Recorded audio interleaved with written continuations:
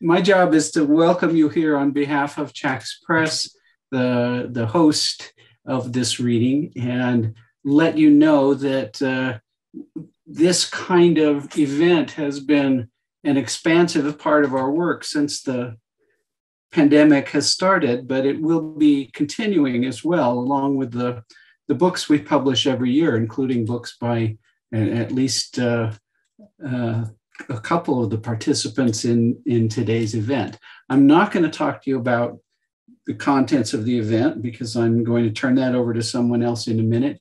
Just wanted to say that this event, like everything we do, requires people working at it. I want to thank those people very much, particularly Sarah Riggs and Cole Swensen, and also say that it also requires the support of the audience, both attending and of others who contribute what they can to help such things happen. And if you want to know more about that, you can go to the chax.org website or simply send a note. And with that and no more ado, I'm going to turn this over to my friend and the master of ceremonies for this event, Cole Swensen. Thank you. And thank you, Charles, for hosting this. And thank you for all the amazing Chax work that you've done. It's great to have a format to come together around poetry.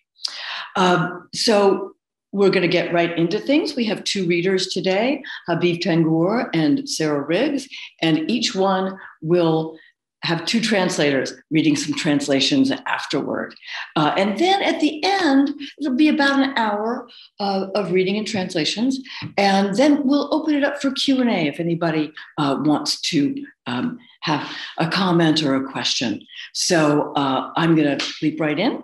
We're celebrating a couple of books. Did you say, Sarah, that you have the books? It'd just be great to get the visuals. You're muted.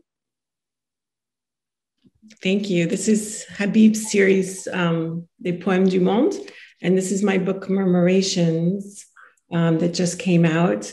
And it's composed of my two Chax books, the first one being Waterwork, and the most recent being Eavesdrop, with a cover by Ito Barada. So I'm very grateful to Charles Alexander and Habib Tengour for agreeing to make that come into a new book. Great. Okay, we're going to start with hearing from Habib. And Habib Tengour is a poet and anthropologist born in 1947 in Mostaganem, Algeria, and raised on the Arab and Berber voices of marketplace storytellers. He has spent most of his life between Algeria and France and has published over 20 books of poetry, prose, theater, and essays. His poetry has been translated into a number of languages.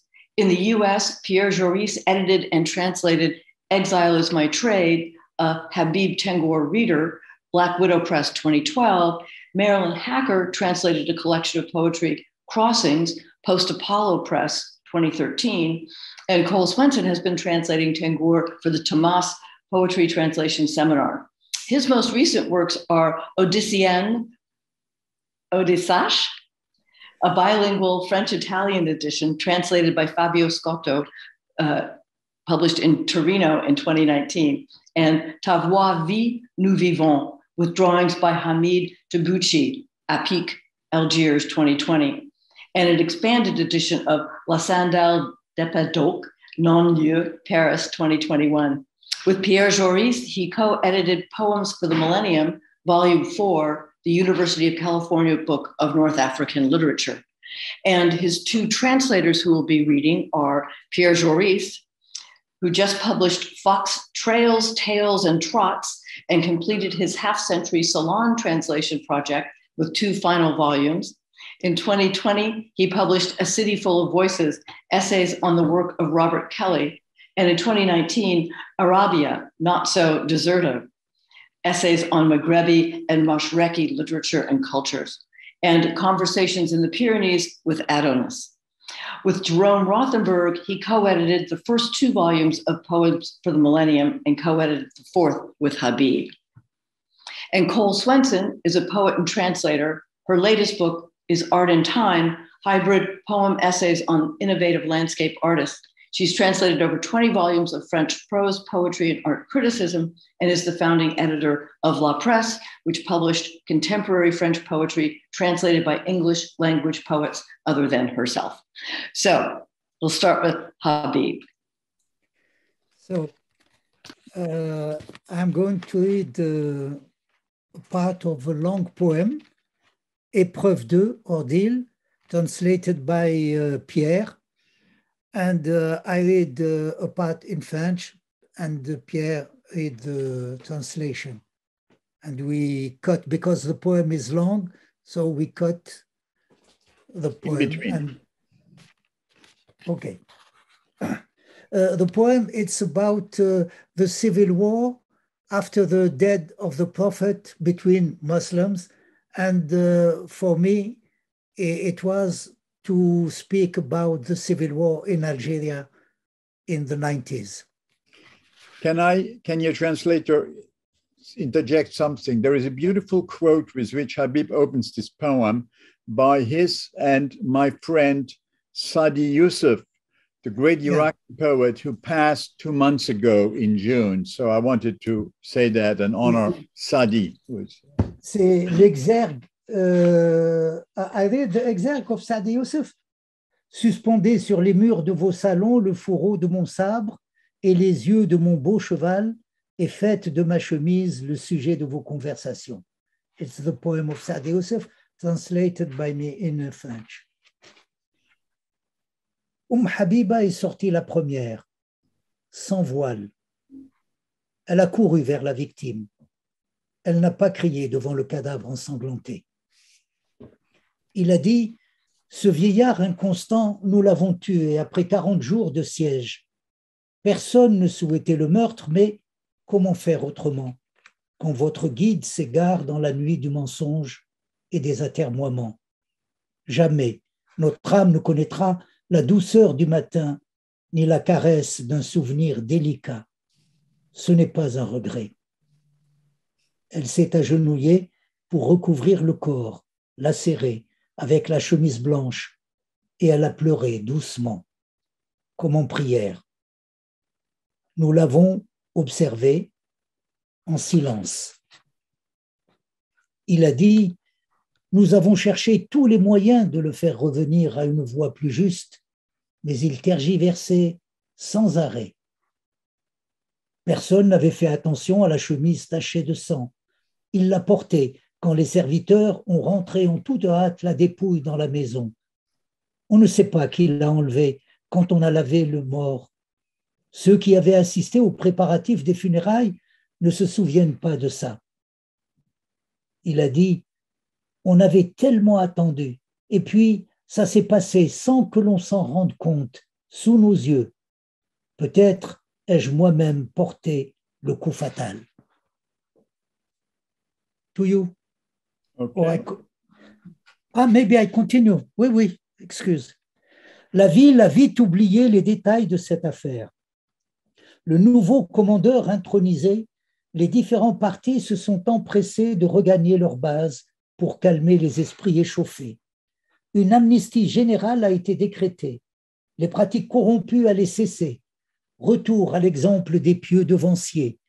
Les caravanes circulaient en sécurité. La prière du vendredi était célébrée avec une ferveur redoublée. Les conquêtes se poursuivaient dans l'excitation. C'était suffisant pour ne pas nous interroger davantage sur les arcanes de notre foi. Elle dit, je ne sais plus distinguer ta présence. Ton sourire dissipe à peine mes appréhensions.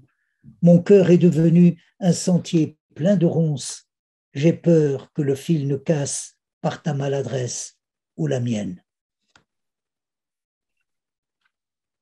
Sadi Youssef's epigraph is, hang my saber scabbard on the walls of your sitting rooms and the eyes of my beautiful horse, and turn my shirt into the subject of your conversations.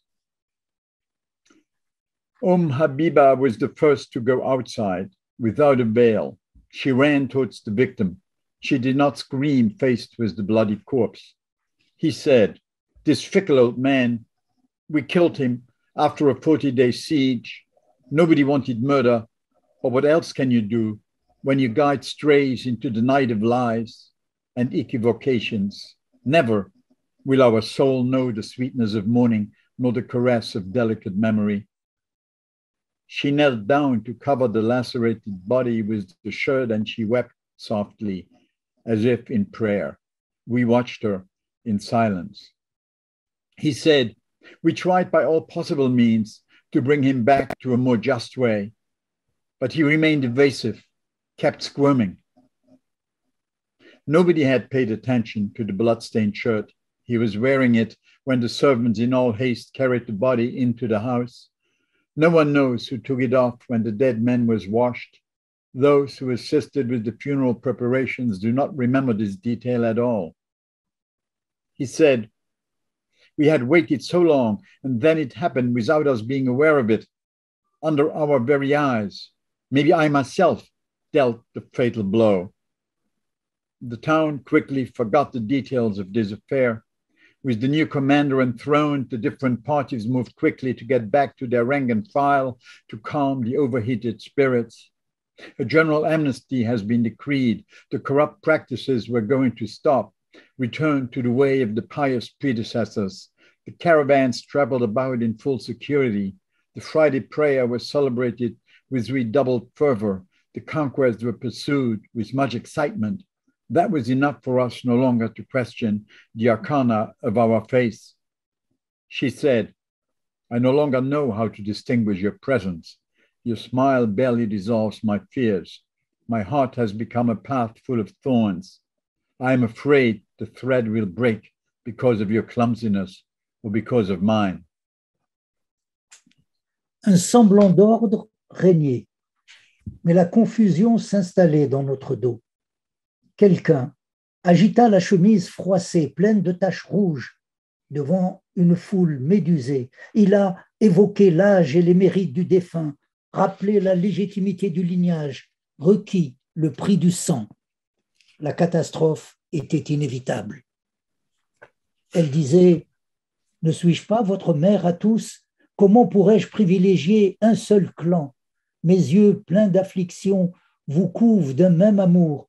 Je ne cherche pas à vous induire en erreur. Je sais la révolte aujourd'hui salutaire. » Il disait, « C'est bien vous que j'ai choisi pour me venir en aide. Pour vous, j'entame un deuxième exil. Mais l'effort exigé vous semble trop lourd. Savez-vous au moins ce que c'est qu'une attache?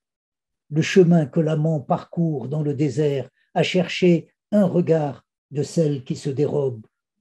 Comme je plains vos cœurs sourds à ma sollicitude. » Le jour s'est obscurci comme envahi par une nuée de sauterelles ou le vent de sable des confins de Hijaz. La température s'est alourdie. Ce n'était pas un phénomène rare dans pareil endroit. Il n'y eut pas de grande panique. J'ai seulement entendu une plainte. Qui défendra Koufa quand les gens de Koufa seront tous massacrés? Qui défendra Basra lorsque ceux de Basra seront exterminés et les guerriers d'Égypte que l'inquiétude ronge? Qui leur rendra la paix pour ouvrir le couchant? Et ce qui reste d'aide, d'exilés à Médine, de seigneurs du Yémen ou de Bahreïn après la défaite du chameau, qui les réunira? Il disait, j'ai toujours tué ceux que j'aimais. J'avoue avoir joui avec férocité, mais aujourd'hui, je m'en veux de ma précipitation. Je voulais te raconter une histoire, histoire de parler, de passer le temps, sans histoire, sans arrière-pensée ni sous-entendu, sans souci du sens que les mots prennent quand on n'y prend pas garde, juste pour entendre dire, comme bercer ou fredonner, ou simplement se couler dans la courbure de l'air pour n'avoir pas aussi à me glisser dans la trame serrée d'un récit. Je crois bien que j'ai raté mon coup, la guerre est bien là, et les prémices de la discorde consignées dans des ouvrages qui ont défié les censures, à moins que ça ne soit une histoire à répétition, celle de l'éternel retour des désirs inavouables.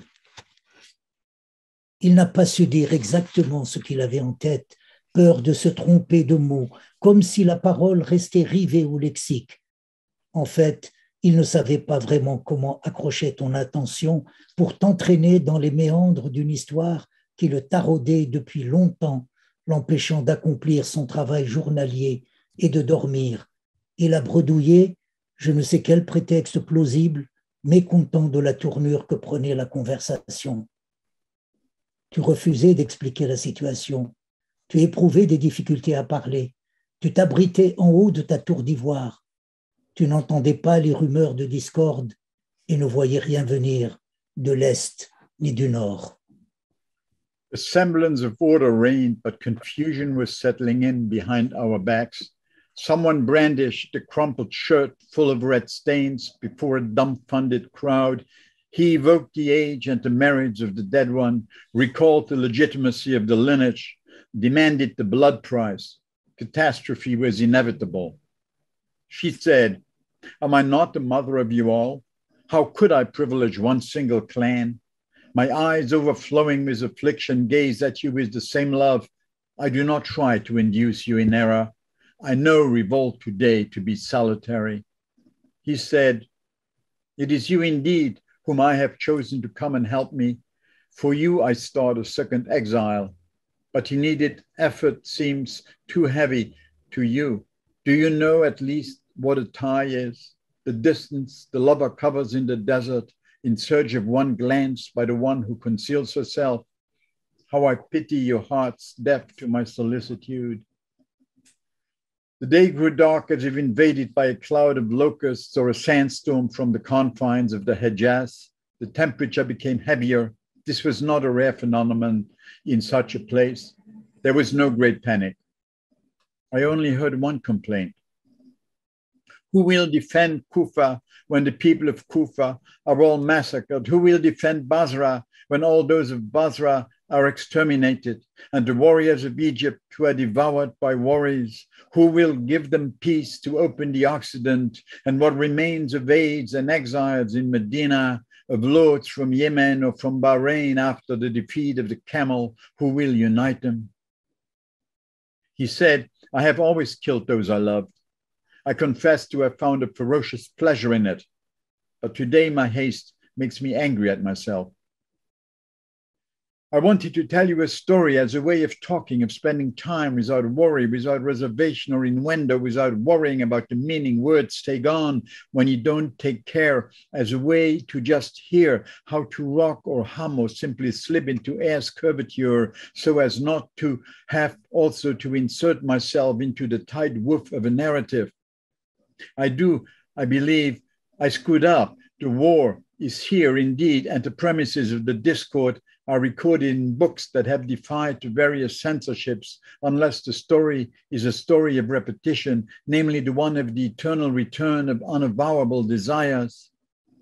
He did not know how exactly to say what was on his mind, fear of picking the wrong words, as if speech remained stuck to the vocabulary. In fact, he didn't really know how to catch and keep your attention and drag you into the meanders of a story that had anguished him for a long time, keeping him from completing his daily tasks and from sleeping. He stuttered, "I know not what plausible pretext, discontent with the direction the conversation was taking." You refused to explain the situation. You had difficulties talking. You took shelter at the top of the ivory tower. You didn't hear the rumors of discord and saw nothing coming from the east nor from the north. Elle avait réuni les femmes de la maison pour un repas d'adieu et des lamentations. Mais quand la maison fut pleine, elle ferma la porte et courut se réfugier dans le débarras. Elle ne voulait pas pleurer ni manger la viande. Toute la nuit, elle a gardé les yeux ouverts. Mon père adoré, que Dieu le bénisse, lui me protégeait. Mon frère m'abandonne, c'est un renégat. Je n'ai pas de fils pour me hisser haut. Le pan du manteau ne m'abrite plus. Je suis orpheline. Des hommes ont entendu la complainte. Ils n'ont pas compris. Ils sentaient une détresse leur engourdir les membres. Ils ne savaient pas comment réagir. Tous ont préféré ne rien dire. Ils disaient « J'ai raison, cette guerre m'est imposée, je suis le lieutenant, vous devez m'obéir. Il n'y a jamais eu de chemise maculée, le perfide qui l'agite sous vos yeux vous trompe. Rejoignez-moi, faites cesser cette rumeur, je vous accorde ma clémence. Je suis l'amant, le meurtrier et la rançon. Il a pouffé, puis s'est mis à rire de bon cœur. Il s'était souvenu d'un vieux dicton. Il se dit que le monde n'est pas à portée d'arc. Ce que l'œil voit, le cœur le décline sans raison. Il suffit d'une inclinaison parfois et le regard porte. Ça n'est donc pas si grave.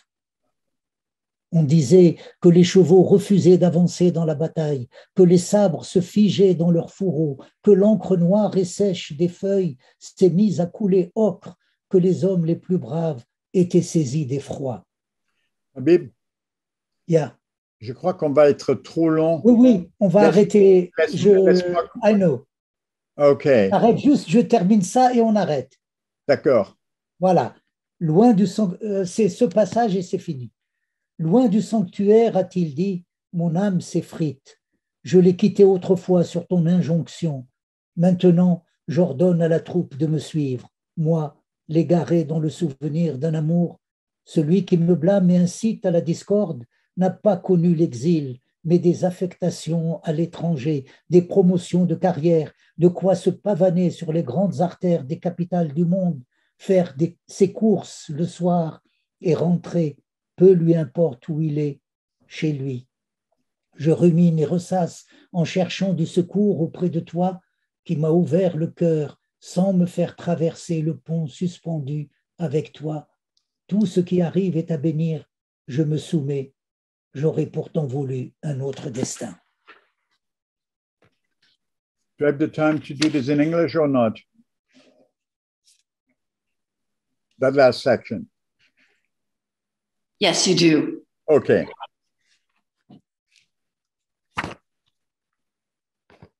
She had assembled the women of the household for a goodbye dinner and lamentations, but when the house was full, she closed the door and ran to hide in a junk closet. She did not want to weep or eat the meat. All night long, she kept her eyes open. My beloved father, may God bless him, he protected me. My brother is abandoning me. He's a renegade. I have no son to hoist me up high. The tail of the coat no longer shelters me. I am an orphan. Men heard the complaint. They did not understand. They felt distress slowly paralyzing their limbs. They did not know how to react.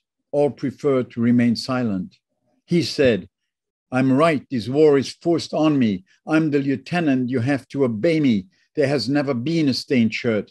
The perfidious one brandishing it before your eyes is fooling you. Come join me, put an end to that rumor. I grant you my clemency. I am the lover, the murderer, and the ransom. He giggled and then burst out laughing. He had remembered an old saying. He told himself that the world was not within bowshot. What the eye sees, the heart declines without reason. Sometimes an inclination is enough, and the gaze carries. It's not as bad as that. It was said that the horses refused to advance into battle, that the sabers froze in their scabbards, that the black and dry ink of the leaves started to flow ochre, that the bravest men were terror-stricken. Okay, I'll stop there.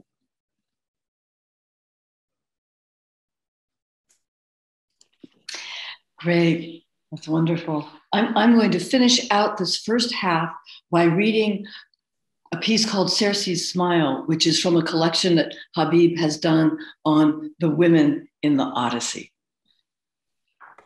Circe's Smile. Circe sees him. Ooh, who's that? Looks like he just might make things difficult. Could end up bruising my self-esteem. Appearances are rarely deceiving. First note, he won't eat, seems indifferent or even withdrawn, and not in an ascetic way. Proud, the nose shows it, sets him apart from his comrades. No doubt about it, no comparison. The others wallow, pigs, not worth a pin. While you, little sweetie, your reserve draws me in. She murmurs, he shuffles, the plates touches nothing. Maybe the duck's feet'll tempt him. Maybe the rutabaga. What does he know of the spells I cast on shipwrecked sailors? Nothing. What he knows is table manners. Okay, can we tempt him with a bit of lamb stew? Just a little nibble? Just a tiny taste? Minimum, minuscule, or simply a sip of this wine. Take a whiff of that bouquet. It turns the head, no? No? Crunch into an apple. You've simply got to be hungry. But he suspects something, crafty man. This'll lead to no end of trouble. My art is faltering. First time, like a debutante, stumped in front of her makeup. But all seems utterly normal. No illusion to give me a leg up. Defeated by the usual routine. Give it up. This trying to think it out, it's driving me nuts. Off to your sty, you swine, and wallow with your friends. But she's careful not to say it out loud. Pulled as she is toward the abyss. Nothing makes her as sad as when he looks away. You old witch, that's what they call you, all of them, all the time, those assholes. They say it and it needles you. Oof, just get over it. But I let it get to me, all their talk behind my back. Age, I won't have it. Whereas magic, that I've got, no spells needed. But it falls apart once you start to care. And yet you have to dive into the whole hell of it to even begin to understand the pig-headedness. They're always saying my arithmetic's wrong. A kick in the butt, the dunce's cap, arbitrary rule gives the psyche a workout. A rap on the knuckles, a rod across the palm, and the very ends of the fingers. What on earth can I do, me, in the face of the debauchery of men? In fact, they find their lives as swine rather better. And you boast of a dignity that I've yet to see. Eat. I've got a touchy cook. You didn't land on my island to go on a diet. Fasting was fine for the ancients, but your comrades aren't holding back. Those pigs. No need for a touch of my wand to make them eat. Honor my cuisine, taste. And besides, I don't poison my guests, if that's what you're worried about. My serving dishes, gorgeous pieces, are heaped with everything delicious. Maybe it's just that your head is already too stuffed with sailor suspicions. Ah, yes, it's hunger and deprivation when the west wind arrives. Worry not. Night is no darker than the depths of a wave. You've landed safe and sane. What on earth is he doing? What is that root that he's grabbing? Egads, is he trying to make me lose my cool? He's staring at me fixedly. He landed here with a fixed idea. His mind was already made up, and he doesn't even make the slightest gesture as if he's wholly unaware of the language of visibility. Shows no real interest in my snail recipe. Lighten up, my love. Would that my pheromones could disturb his composure. Off to your sty. No, you wrecker of hexes. You nobody. On the bed, raised, she massages him. Ah, that's great. Keep on talking from falling asleep. Achilles' weapons, everyone wanted them. I fought to retain my rights, and I won. What a lot of trouble ever since. I didn't want to destroy them, so I hid them. The gods plotted my ruin, a nasty god, jealous of my cunning. My comrades haven't always been such gluttons. What has bonded us in brotherhood is far beyond the petty exploits in which everyone is out for himself. If it had been up to me, we'd never have been dragged into this war in the first place. For once, all my ruses were useless, cast doubt on my virility, but I soon took care of that. And then some. Tested by the sword, the argument is irrefutable, though hardly subtle. Why not play on fear? The sense of revulsion as blood coagulates in the sun, as sand burns the skin, and in the dark of night, fingers freeze. The war goes on even beyond its end. What rings in the head doesn't look so good. Crossing over the border simply isn't worth it. Grief crystallizes as bitterness. We must destroy it all if we're to have peace. Circe smiles. We'll talk about it over breakfast. He won't be leaving all that soon, time having been extended into legend. Thank you, Cole. The translation is good. Very good. So I think no need to read the French party. Have time. Yeah, we probably leave it at that and go on to the next half. So I'm going to change hats and go back to being an MC to introduce Sarah Riggs and her translators. Sarah Riggs is a poet, filmmaker, translator, and artist. She's the author of 7 books of poetry in English: Waterwork, Chax, 2007, Chain of Minuscule Decisions in the Form of a Feeling, Reality Street, 2007, 60 Textos, Ugly Duckling, 2010, Autobiography of Envelopes, Burning Deck, 2012, Pomme and Granit, 1913 Press, 2015, which won the 1913 Poetry Prize.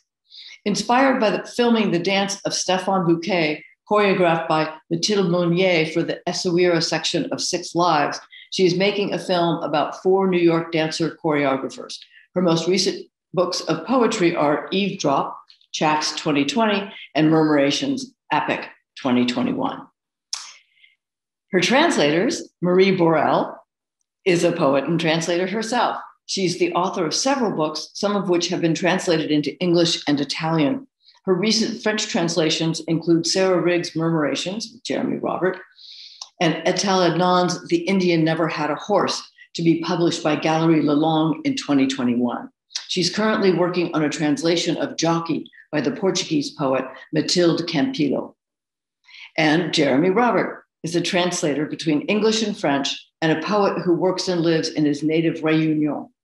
He has recently published French translations of works by Eugénie Paltre, Sarah Riggs, Donna Stonecipher, and Etel Adnan. Robert is currently working on translations of Michael Palmer and Rufo Quintavalle. So, Sarah. Thanks, Cole. And let me just say, I'm really honored to be reading when in such company. If you know me, you know that I really care that poets and translators are both of those things and that both are honored. And it's just incredible to be here with Pierre Joris Cole Swensen, Marie Borel, and Jérémy Robert. And one of the first books that I translated was by Marie Borel with Omar Barada. So it's part of a whole sequence. So I'm going to start by reading a welcome to the Anonymous Manifesto, which I wrote for the occasion of the Anonymous Manifesto at the Poetry Project in January 2020, so in the heart of the Trump administration. And it's part of a section of Murmurations that begins, and it's also an eavesdrop, with "Can we transform?" And it begins with a quote by Joy Harjo, the poet laureate, from her memoir, Crazy Brave. "Rabbit tried to call the clay man back, but when the clay man wouldn't listen, Rabbit realized he'd made a clay man with no ears."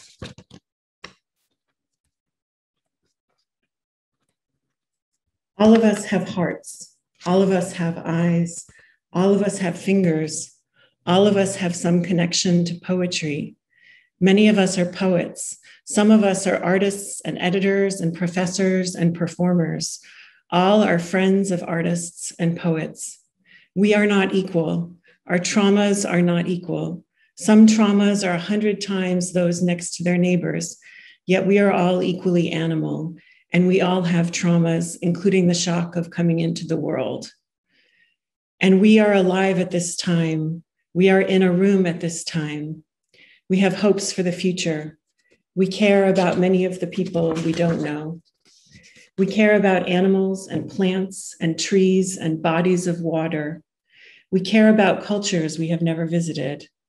We are in the middle of a city, New York City, which is the financial capital of the earth in a civilization that has done more damage in hundreds of years than any other civilization, that has been and continues to be for many an extremely popular civilization, less and less with our fascism. Nevertheless, a civilization which has not been asked to apologize and make amends in a deep and lasting way, that has as its first value profit and in its settler colonialist documents, equality and freedom, that does what it wants to do because it is so powerful, the profit it has made on continued genocide and enslavement and abusive labor and imprisonment and violence of so many, that regularly declares war at strategic times to prolong the imperialist patriarchy.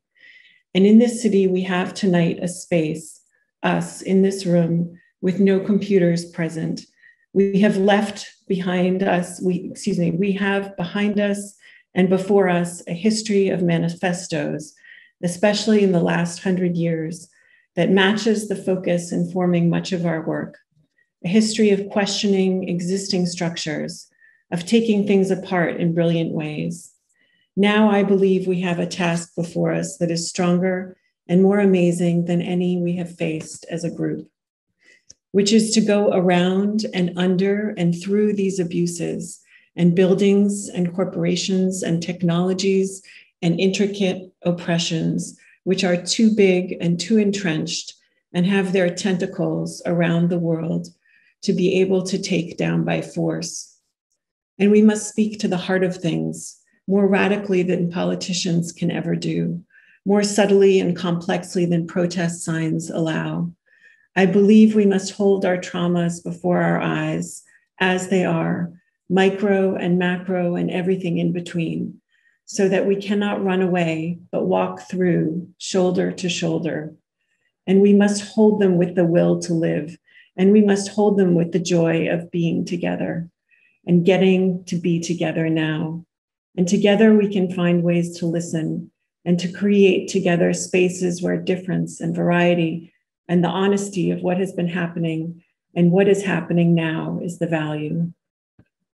Not just for our communities in which we actively create and work with each other, but to reach toward and under, where other people are valued with love, not how much they make and what color they are, and plants and animals are part of things, not for our benefit.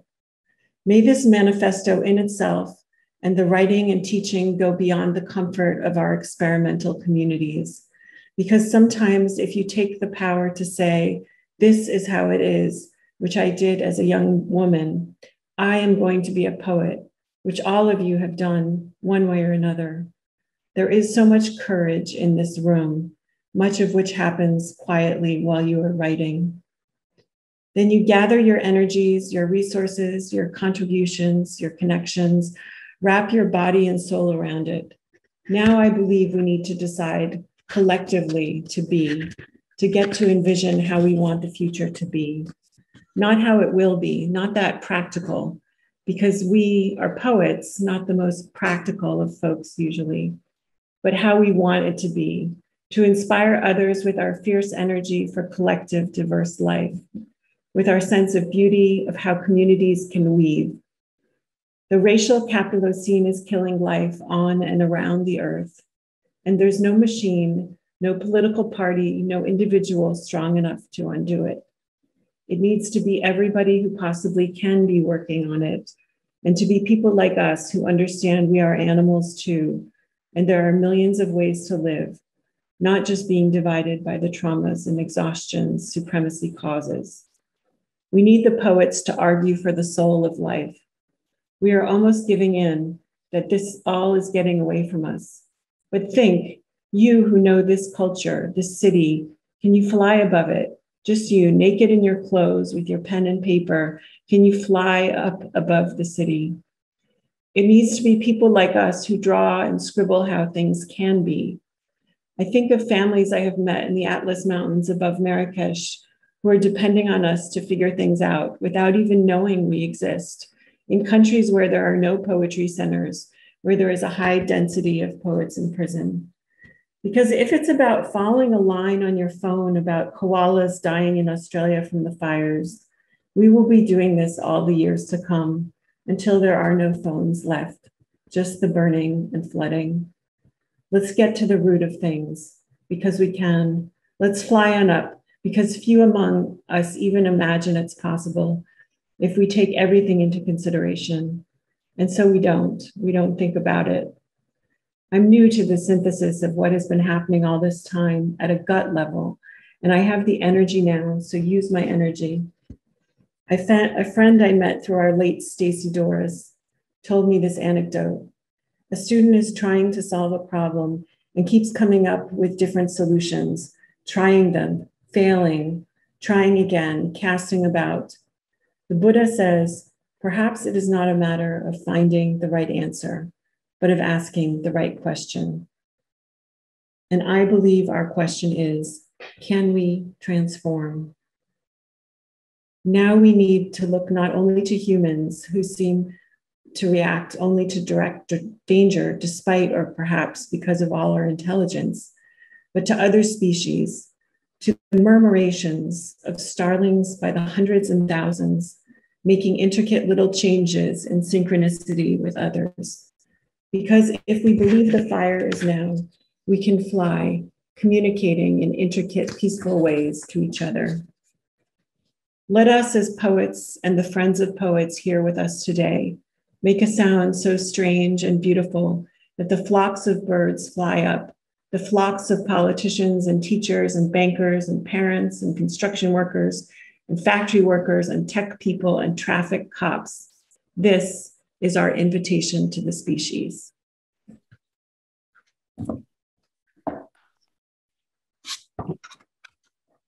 I wanted to read it because, yeah, I wanted to read it because it seemed to be popular with readers of murmurations. So the implications in other countries looking at ours. Lapin a essayé de faire revenir l'homme d'argile. Mais comme l'homme d'argile ne semblait pas l'entendre, Lapin a compris qu'il avait fait un homme d'argile sans oreille. Joy Harjo, Crazy Brave. Bienvenue au manifeste anonyme. Nous avons tous un cœur, nous avons tous des yeux, nous avons tous des doigts. Nous avons tous un lien avec la poésie. Nous sommes presque tous poètes. Certains d'entre nous sont artistes, éditeurs, professeurs ou performeurs. Nous avons tous des amis artistes et poètes. Nous ne sommes pas égaux, nos traumatismes non plus, parfois 100 fois plus graves que ceux de nos voisins. Pourtant, nous sommes tous aussi animaux et nous avons tous des traumatismes, y compris le choc de notre venue au monde. Et nous vivons en ce moment. Nous sommes dans cette salle en ce moment. Nous fondons nos espoirs sur l'avenir. Nous nous soucions de ceux que nous ne connaissons pas. Nous nous soucions des animaux, des plantes, des arbres et des étendues d'eau. Nous nous soucions des cultures que nous n'avons jamais vues. Nous habitons le cœur d'une ville qui est la capitale financière de la Terre au sein d'une civilisation qui a causé plus de ravages en quelques siècles qu'aucune autre civilisation qui a été et continue d'être pour beaucoup une civilisation extrêmement populaire, de moins en moins à cause de notre fascisme.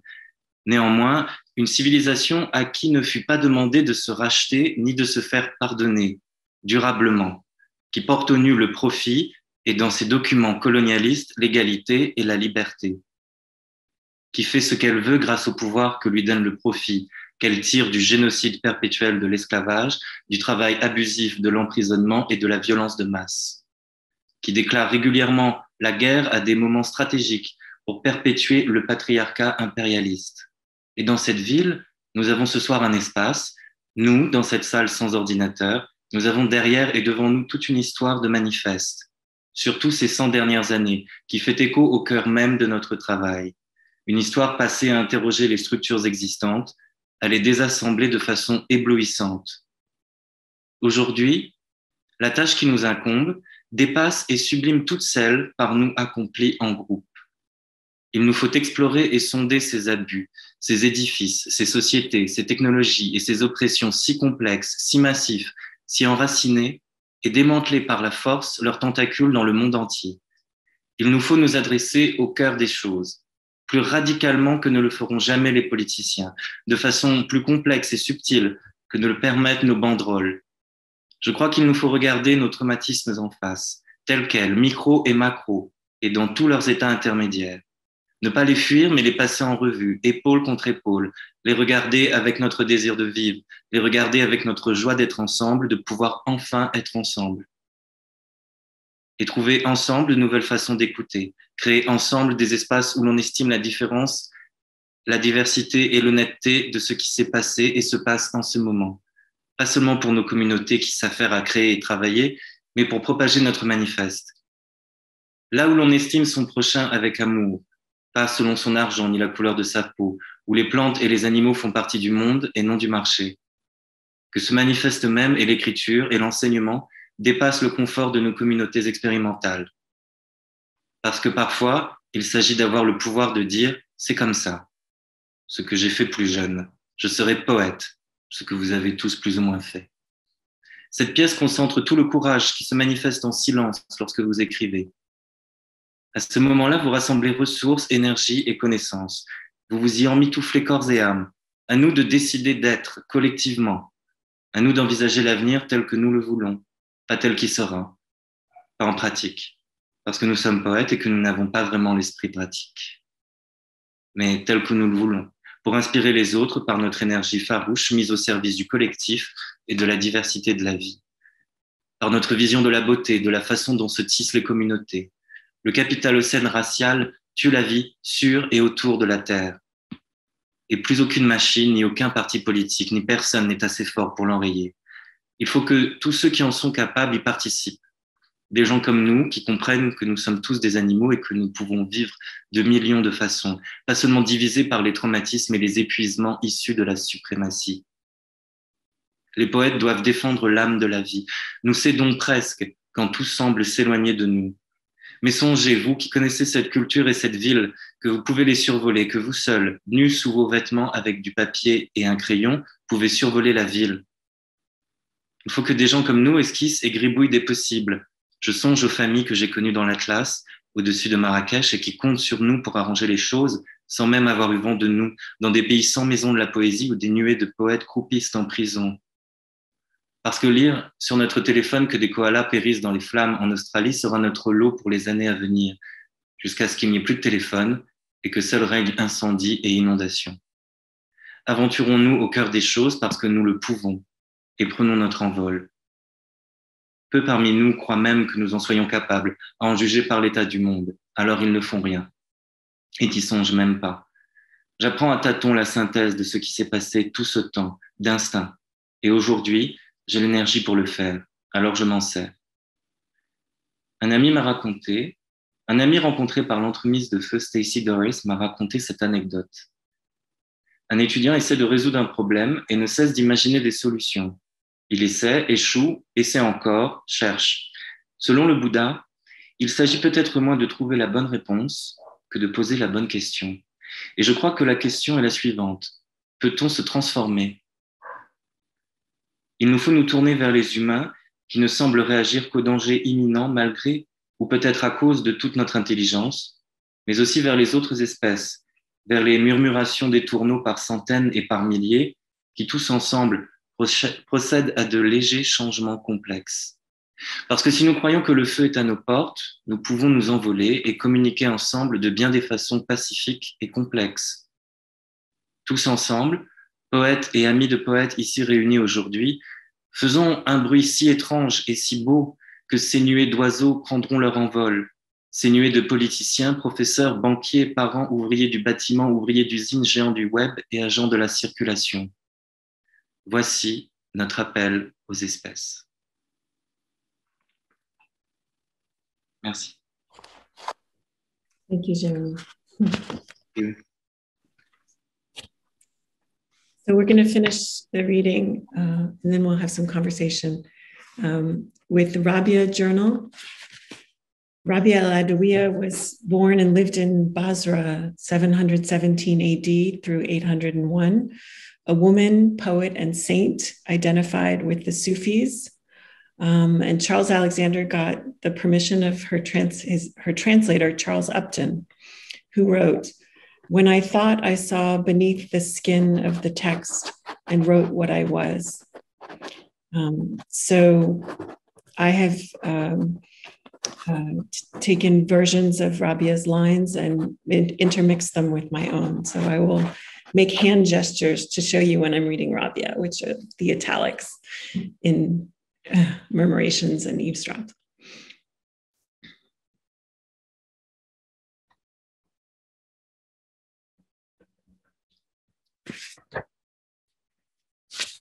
Blend one. It was in your hair.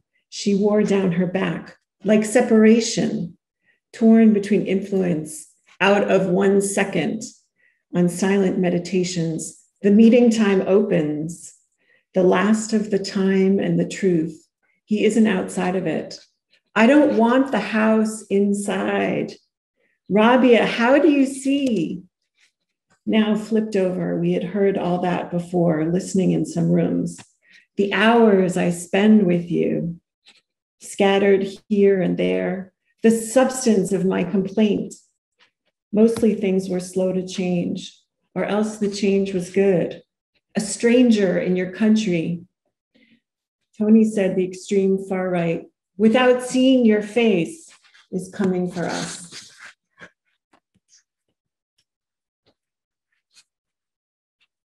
Marie, did you want to read the translation of Blend One and the bio of Rabia? Okay. Rabia al-Adawiya, femme, poète et sainte soufie, est née à Bassora en l'an 717.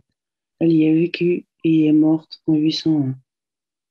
Ce que j'ai cru voir sous la peau du texte, je l'ai écrit. Charles Alexander, à propos de la traduction des versions de Rabbi al-Adawiya dans Le Portier du Cœur, de Pierre Press 1988, cité ci-après en italique avec des variations. Mélange 1. Dans tes cheveux, jadis, elle portait au bas du dos, comme une séparation, déchirée par l'influence, l'espace d'une seconde, de méditation silencieuse, s'ouvre l'heure de la rencontre, le dernier bouquet de thym, la vérité. il n'est pas dehors. Je ne veux pas de la maison dedans. Rabia, comment vois-tu? Une fois retournés, nous savions déjà tout cela, à force d'écouter aux portes. Les heures que nous passons ensemble, Versées de ci, de là, l'essence de ma plainte, le plus souvent les choses ont changé lentement ou changé en mal. une étrangère dans ton pays. Tony dit que l'extrême droite, Sans voir ton visage,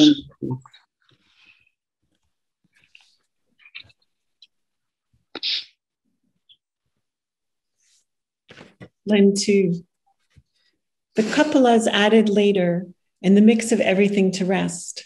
Cup, wine, and friend make 3, housed in the curve of microphones. My ears cannot hear your slander. The girl holding an instrument. It was about intimacy, a sense of belonging, change and determinacy. The identities were merging. And if my right eye were lined with many such needles, watch out for martyrdom as self-definition and boxes to be opened like presents, refugee camps too dangerous to set foot in. It would never stop, even for a single moment, always seeking various forms of utopia. They coasted in on feet. The locusts rose in a cloud. The bags were empty, 1,000 or more, and were never seen again. And the streets cobbled. It's the biggest strike in history. The media are sanctioning violence. mélange 2. Les copoles ajoutées et la fin du mélange de tout. verre et vin et amis font 3. Lové dans la voussure du micro. Je reste sourde à tes injures. La jeune fille tenant un instrument, une question d'intimité, un sentiment d'appartenance, de changement et de détermination. Les identités fusionnaient. Et si mon œil droit était bordé d'autant d'aiguilles, Attention à ne pas se définir comme martyr. Vos boîtes à ouvrir comme des cadeaux. Camp de réfugiés trop dangereux pour s'y aventurer. il ne s'arrêterait jamais, pas même un instant. Toujours en quête de plusieurs formes d'utopie, ils ont accosté à nos pieds. Cette nuée de sauterelles Chaque était vide, 1 millier ou plus. a disparu à jamais. Et les rues pavées, c'est la plus grande grève de l'histoire. Les médias en sanctionnent la violence. La rue pavée. Blend 3, the quickened relation of women to women, the number of trans writers supporting her. I might fall in love with that house, accents and the energy of those accents.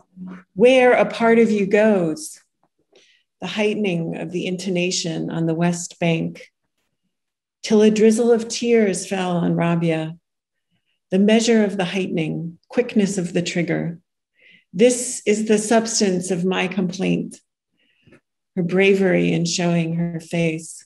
Someday I will have to a fierceness growing out of circumstance, a pacing and an opening, bringing friend and friend together.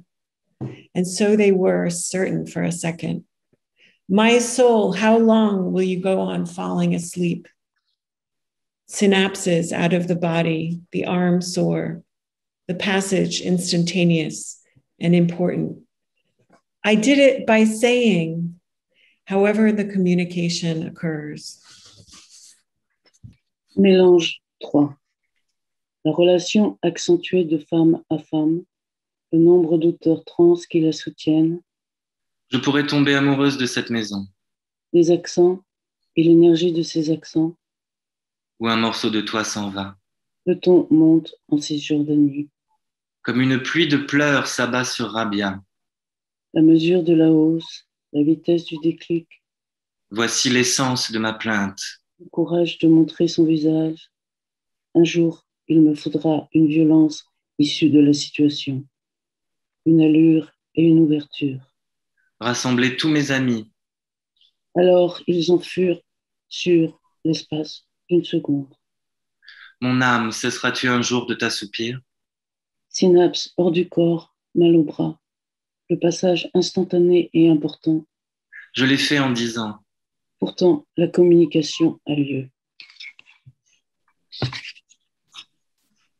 Blend 4.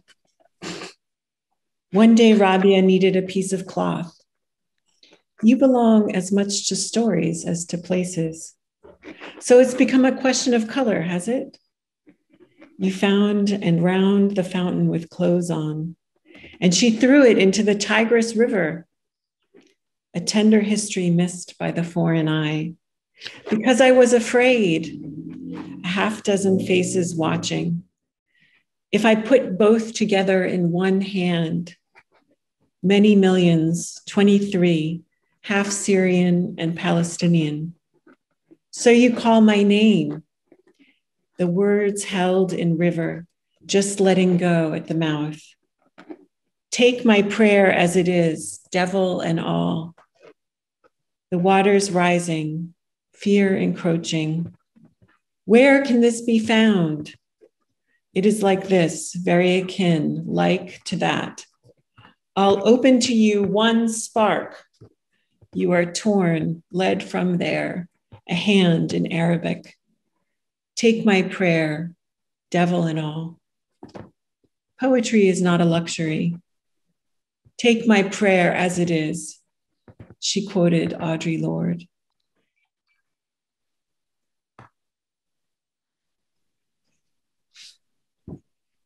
Un jour, Rabia eut besoin d'un morceau d'étoffe. Tu appartiens aux histoires et aux lieux. Alors à présent, c'est une question de couleur. Tu tournes autour des fontaines tout habillé. Et le jeta dans le Tigre. Une histoire tendre marquée par l'œil étranger. Parce que j'avais peur. Une demi-douzaine de visages attentifs. De garder les deux dans une main. Plusieurs millions, 23, mi-syriens, mi-palestiniens. Alors tu dis mon nom. Les partis pris dans le fleuve, relâchés à l'embouchure. Reçois ma prière en l'état, diable et enfer.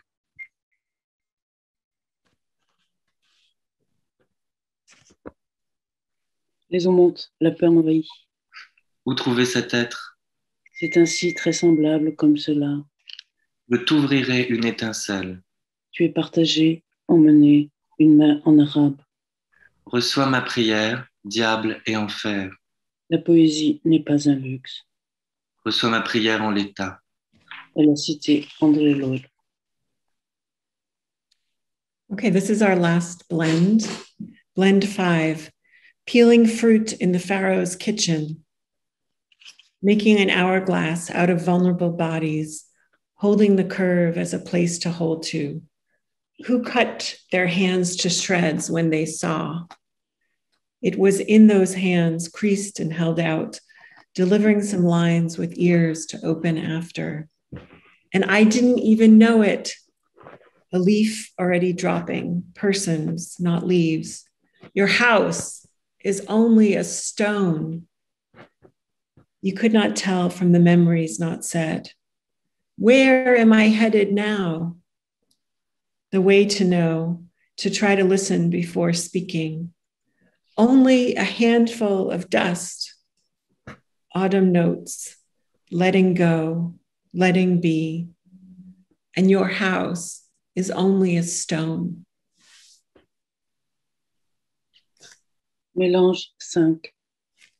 Éplucher des fruits dans la cuisine des pharaons. Faire le corps vulnérable un sablier. Tenir la courbe pour un lieu à tenir. Qui se sont déchiquetés les mains en voyant. Dans ses mains, tendues et ridées, dire son texte avec les oreilles pour ensuite ouvrir. Et sans même le savoir. Déjà une feuille tombe, personne, une non-feuille. Que ta maison n'est qu'une pierre. Tu n'as pas su trouver dans ses souvenirs tacites. Où vais-je à présent? Le moyen de savoir, d'essayer d'écouter avant de parler. Rien qu'une poignée de poussière. Note d'automne, laissez fuir, laissez faire. Et ta maison n'est qu'une pierre. Thank you. Thank you, Jérémy and Marie, for those excellent translations and for your beautiful presence. Thank you, Sarah. So we can now open it up for comments, questions, hellos. Great to hear from people.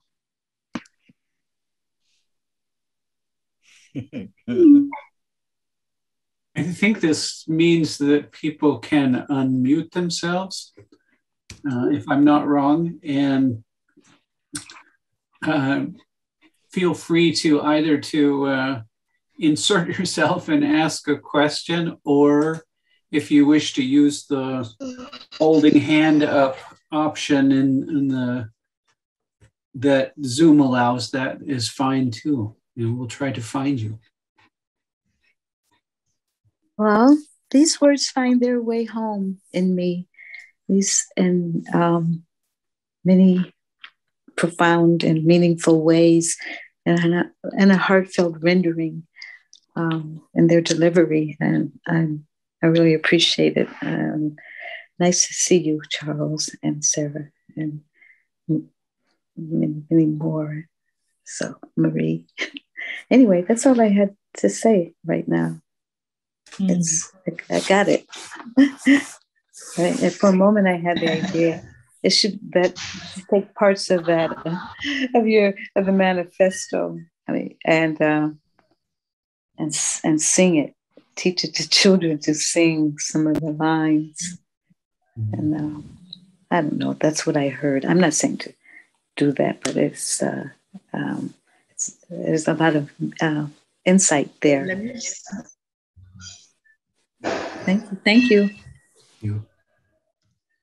Thanks, Julie. I also, and one of the reasons I don't sign the book to anybody is it's kind of treasonous, is I did Among Brooklyn School Children, which I did read to 6-year-olds. Nice.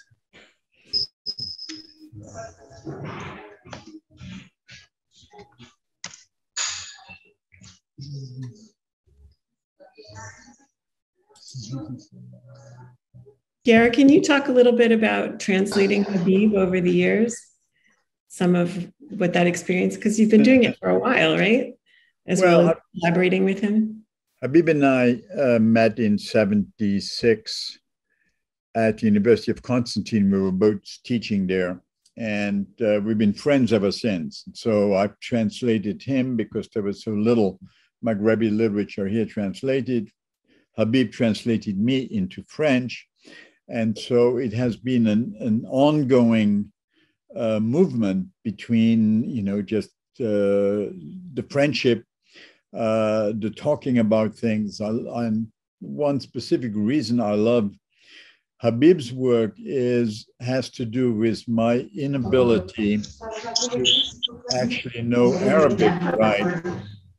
But when I read Habib, I often can hear the Arabic that lies behind him and how he plays with it. So for me, it's a way of actually moving around those multiple languages. That to me is very important to, both translation and writing are always a question of multiple languages, are not monolingual in any way.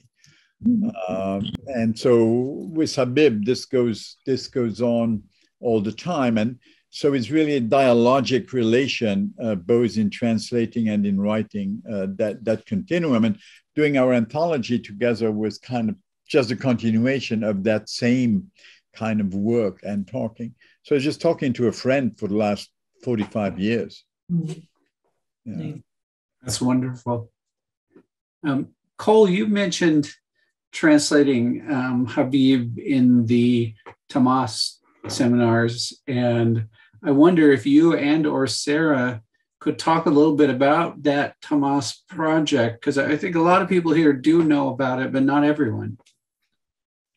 Yeah, certainly. And it's nice to look around and see that a lot of people here have participated.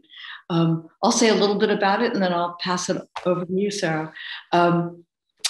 This was a week-long, short week seminar that we started in 2006, I think, at Reed Hall in Paris, which was this great space, Columbia University's place in Paris near Montparnasse. And it has 3 connected gardens. And we would get together between 8 to 14 people working in pairs and work for the morning and then go have lunch together and talk about everything and nothing and then go back and work some more in the afternoon.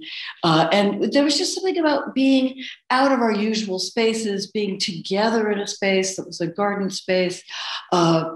Occasionally people would ask others, what would you say here? And that sort of thing. It had a nice, very loose participatory feel to it. What do you want to add, Sarah? Yeah, I would add, since here we are on Zoom, that in the last 2 years, we've added another dimension to the seminar, which is a depth of conversation that's possible to have when there's 12 or more people gathered on the same screen. It's been incredible, the depth of conversations we've had about translation, as well as, of course, having a more diverse group of people. This year we had Souad Labiz, who's here present, and I guess we ended up being 12 women and 8 of whom were Arab. So some of that work gets published. We're going to come out with a book. Not only we've done a whole series of books that are now online of the translation seminar, but we're going to do an contemporary Arab poets in translation through Tamas with Litmus Press. So it's kind of a wonderful experience. And the other thing I would say is that many of the pairings have yielded fruits in the form of whole books that have gone way past our 5 days together in the seminar. Yeah. I think it was really interesting to see the changes that moving to a Zoom format made. And you mentioned, Sarah, the depth of conversation. And I really noticed that too, much more. You can't have 12 people on a screen chatting to each other in the way that 12 people in a garden can do.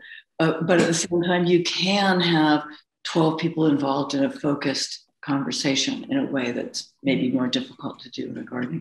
I should also say too that a couple of years before everything went Zoom, Reed Hall no longer had room for us. So we moved the seminar to Sarah and Omar's place, which is another garden setting, a really different garden setting. But so the project has known various gardens in its time. Thanks. I wanted to ask Jérémy and Marie what it was like to translate Rabia El Adawiya into French. Jérémy is more able than me to talk about that, I think. Are you, Jérémy? It was a fantastic experience to read it. That's true. Yeah, it was nice to try and find the right pace between Charles Upton's, quotes and what you wrote, and how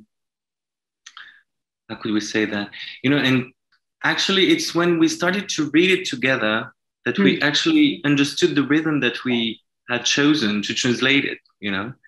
It seemed that the verses and the Charles Upton's quote would fit together in maybe in a nicer way than we'd previously thought, translating it. And I don't know. I really find that some of the blends were really, really beautifully, interwoven. Marie, peut-être? No, I'm okay with everything you said. You're okay with what I said? Okay. Because I have the same sensation about understanding better when we were reading it together. Mm-hmm. It makes a different way of understanding. Mm-hmm. I wanted to ask both Habib and Pierre about the editing process, that wonderful volume, and how do editing and translating echo each other or contrast? There it is. So, Habib, would you want to speak up on this? Where are you? Have we lost Unmute myself. You're muted. Unmute. Well, you're muted. I had gathered a lot of material. I'd started gathering a lot of material because it was something that since those years I lived in North Africa, Algeria, had always interested me. In fact, in Paris, when I was still a medical student in '65, my roommate at Shakespeare and Company was Mohammed Khaireddin. We were both very young poets. He already had one little chapbook, and he introduced me to Maghrebian literature. And then later on, when I met Habib, when we were teaching together, Maghrebi literature opened up way more. And so I was beginning to put that thing together as soon as Jerry and I began working on those original volumes. I thought, oh, this is a good context. And then immediately, as I saw the immensity of the task, I immediately called, help, Habib, please come in and work with me on this. I can do this. I know some. I don't have the Arabic, and I don't have, if you want, the vast knowledge that Habib has in a variety of ways. For example, Habib is also an anthropologist and a specialist on oral literatures. So I wanted the opening, that the earliest parts of the book very much play with that. And both of us were very conscious or very loved the fact. I absolutely love the fact that here is a culture where the oral and the written have been functioning simultaneously for 2-3 millennia. We have lost the oral to some, to a great extent, comes back together. But oral and written in the Maghreb have been continuously present, renewing themselves, expanding themselves, enriching each other, which to me was an immense thing. And Habib, of course, knew much more about the oral possibilities. So we worked on all those things together. It was grand. Yeah. Habib, are you there? Yeah, I am here. I'm hearing you. Of course. And what would you have to add to this? The book was bigger, I think, before, and we had to reduce it. And it's dommage. Well, Jerry and I could put together another volume with when we handed in the first one at 800 pages, the publisher said, that's not possible. Only you were allowed only 500 pages. And we said, but this is the book. And happily, our editor, I can't remember his name, Douglas, said, it's too many, but it is right. So we stay with the 800. When Jerry and I did the second volume, we handed it in, it was 1,400 pages. Yeah, they said, no, we have a precedent legally. You have to reduce it to 800, right? So when Habib and I were doing that, saying, maybe we can get away with 800, right? Because of all the precedents. And, so yeah, it is about it is that. And so, yes, Habib, we have another little book that we could put together. Maybe we'll do one of these days. Wait. There are various publishers probably in this room right here who might be interested in that. Charles. Charles, can I say something to Charles briefly? Somebody who is also here, if she's still there, is Safa Fatih. And Safa translated the book of mine that Charles published. And that is supposedly right now at the printers in Cairo and should be coming out soon. So you'll get a copy of yours in Arabic, Charles. Wonderful, wonderful.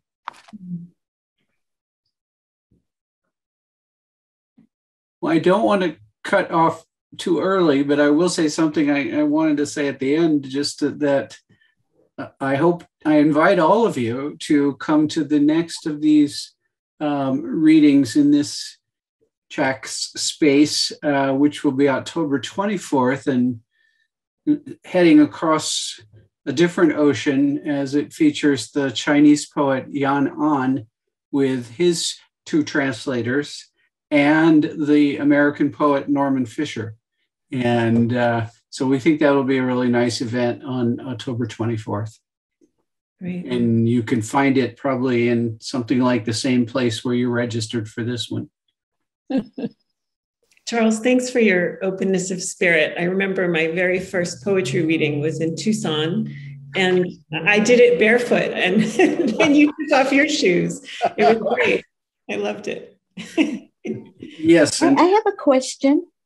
It's okay. I have a question for the translators, and thank you again. I came to the reading late.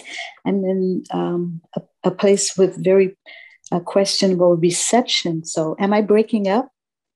No. Oh, you're No? good. Oh, okay. I was wondering for you readers and writers and sayers of Arabic poetry, something about the ecology that comes through, the feel of the landscape and images. I have a collection of Arab poetry from the 70s. I can't recall any details about it, but I think that because of what was happening in the 60s and even before in Black America with various notions and movements of Islam, that there was a seeding of material and literature and music and other motifs and different kinds of I'm not sure the right word to describe it, but it was very atmospheric.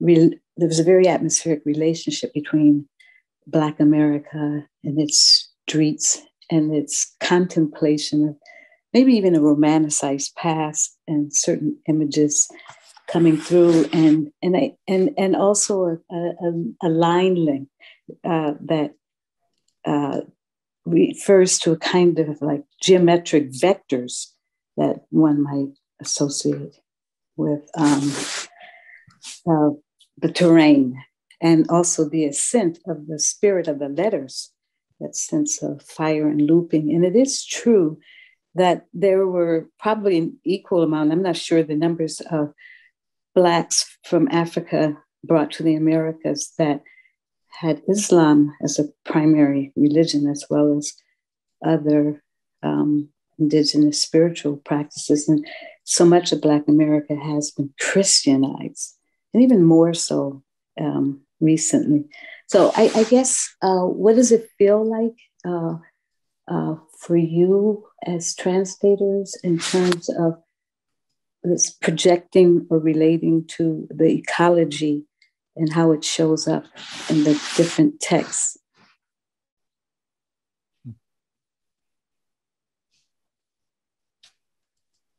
Or even just the emotional tie of relating these lands of sorrow and coercion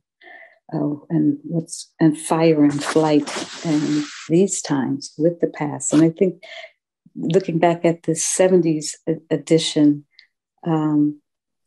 it seems like hardly any time has passed because the problems that are mired as a result of war and colonization. Pierre, I'd love to hear you. I mean, thinking about the charge in that Habib's poem there, and it seems like that would be a really great example to talk to Julie's idea here. I was thinking more of another poem of Habib's, which was a poem that I translated and that looked to me, it's the Empedocles poem, the original, The Sandals of Empedocles, which starts with a quote from Hölderlin in German. And then you have a kind of modernist cut up couple lines of terminology. And then the poem starts by, saying start or something like that and goes on. I translated and I thought, wow, Habib here is doing a really fascinating and interesting, very high modern poem structure, And then at some moment I came back and said, wait a second, he's telling us something. The way he begins that poem, start, that is the way the traditional qasida of the pre-Islamic poems. Oh no, stop is the word.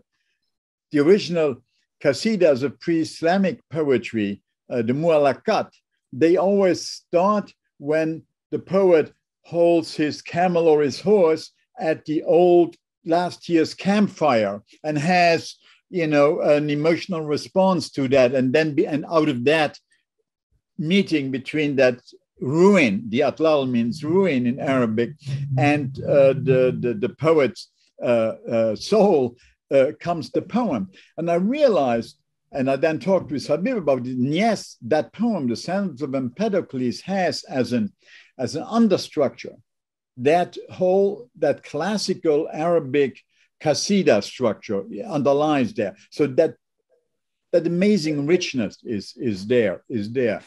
To bring the context of Arabic and culturally in this country together, I thought of this a couple of weeks ago when we were, difficult to say celebrating, when we are commemorating 9/11.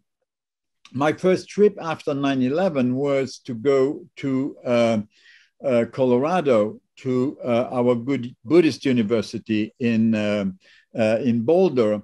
And I was supposed to give a talk on world literature, via the anthologies and so on. And I decided at that moment when I went there, I said, no, at this point, I don't want to speak of world literature. I want to speak of Arabic literature.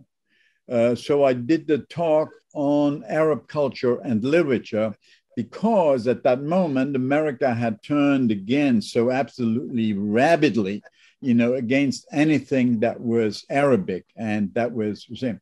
So those movements, Julie there described somewhere, movement from early African-American involvement with Islam. And last night, Ken Burns' first Muhammad Ali biography has lovely extracts of that on Malcolm X beginning and so on, and the moves towards Islam. So that was very rich. And to me, you know, yes, it is something that is there. It is something that has underlined cultures. And to me, the more multi-layered the culture is, the richer and more interesting it gets. So all of that comes in. For modern poetics, if you read Robert Duncan, Duncan comes to somebody like Henri Corbin and comes up with notion that became very important to other poets like the Tawil, the exegesis of the first line, which is a Sufi notion, et cetera, et cetera. So it's all there together in it's, you know, one big cultural potage.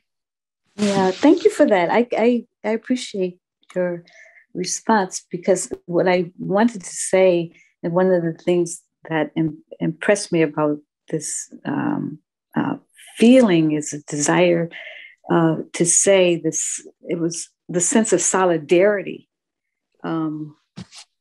with Arab writers and culture really seeded much more than may be thought to be. I see it and hear it in Nate Mackey's writing and in Will Alexander's work. And I remember other writers who, you know, aren't known nationally, that maybe it's kind of the equivalent of what Japanese may have been to the pre-impressionists or to that period in European art. There was a romanticizing at the same time of identifying with Algiers and all the struggles, but it seems to play, the Arab culture plays a kind of middle role between Africa and Europe and this imagination. And it's so rich, like you said, that it crosses these different dimensions, and the writing comes out more horizontal in Mackey writing and more cosmic in Will's work. Yeah. We had a question from Rachel. Yeah, hi.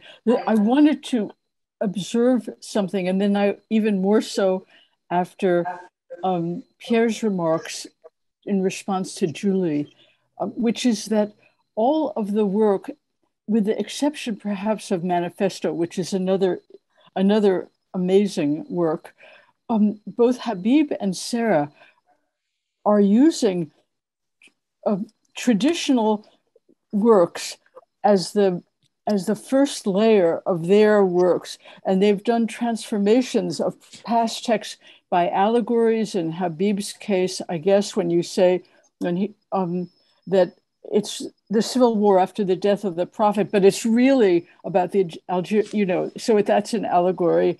And the reanimation that Sarah did of Rabia, and then Habib's monologue from Circe, all are uses of prior literature in a very interesting, you know, way. And I wonder whether either Sarah or Habib or both could comment on that fact in their own oeuvre or in their own work, because it's a very notable fact, and I find it completely fascinating. Whenever it's run, you know, one runs into it, which is of course what literature is, as Pierre was suggesting, and in a certain sense what translation is. But you know, that's just my question. It's not small, but I'd appreciate a response. Sarah, if there is one. Yeah. Sarah, you have maybe something to say? Yeah. Well, I was thinking also two poets present here, Ghazal Mossadegh and Safa Fatih, translated together some of the Talisman and for the Tamas seminar. And then the next year, Liz Willis and Ann Waldman and I joined in, and we it was like group work. And I think that there is something to these traditions that allow for, and sometimes it's expressions of pain that allow for multiple voices and collaboration and crossovers and blends in a way that the kind of the solitary authorship of the Western traditions are is a little more resistant to those movements, I would say. Thanks. I think also for me, it's stories I heard in my childhood. And, you know, when you have with mythos, you can say many things today with the myth and to visit the myth another time. And I think it's, you can go very far if you work with mythos, Greek mythos or Arabic mythos, and to say things of today from Algeria or Europe or something like this. Is it a form of concealment and negotiation? That's what I'm interested in. That is, if you say, you can say many things today through mythos, is it because you saying something directly is not as viable, or that this is just a good way of bringing a whole past into the present, or whatever, or whatever thought? I want to know what you think. Yeah, it's also to have a distance and not to be in pathos. The pathos. Okay. No, not in okay. Yes. You know, and you have a certain distance to see what is around you, I think, and also to have with metaphor, how to say, for example, with Odysseus, it is a story. There's many authors, and it's also to discuss with all the writers who spoke before me of Ulysses, and you know what I can give new.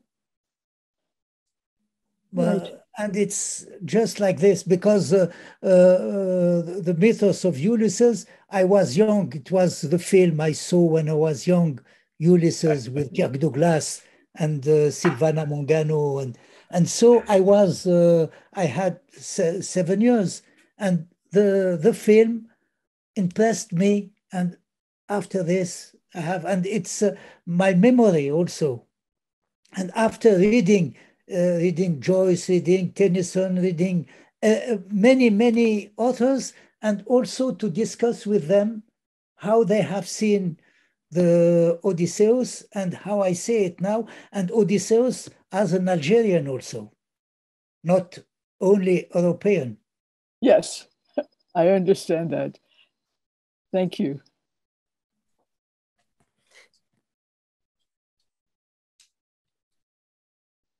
I think maybe I just want to thank everyone for coming and being a part of this reading and this conversation. And I hope to see you all again soon. And thank you, Charles. Thank you. Thank you very much. Thank you, Paul. Thank you, Charles. Sarah, take care. Amen. okay, goodbye, everybody. Bye. Bye. Bye. À la prochaine.